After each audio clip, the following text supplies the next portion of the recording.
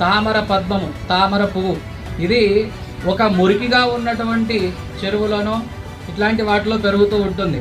తన చుట్టూ ఎంత మాలిన్యం ఉన్నప్పటికీ అది పైకి ఎదిగి పరిమళ భరితంగా సౌందర్యవంతంగా తయారవుతుంది.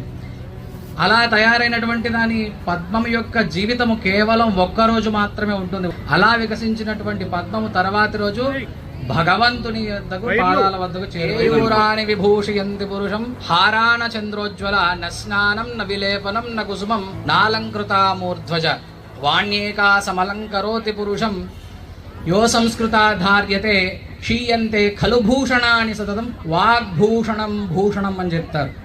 మనకి అత్యంత గౌరవాన్ని ఇచ్చేది ఏదయ్యా అంటే మనం వేసుకునేటటువంటి అలంకార సామాగ్రి కాదు, మనం ధరించేటటువంటి శుభ్రమైన వస్త్రములు కాదు, మనం ధరించేటటువంటి బంగారు ఆభరణములు మొదలగునవి కావు.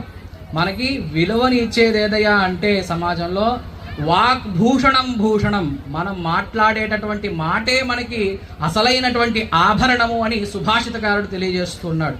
అలాంటి ఆభరణం ఎలా వస్తుంది అంటే కేవలం విద్య వల్ల వస్తుంది. ఆ విద్య వినయ విధేయతలతో కూడుకొని విలువలతో కూడుకున్నప్పుడు వస్తుందన్నమాట.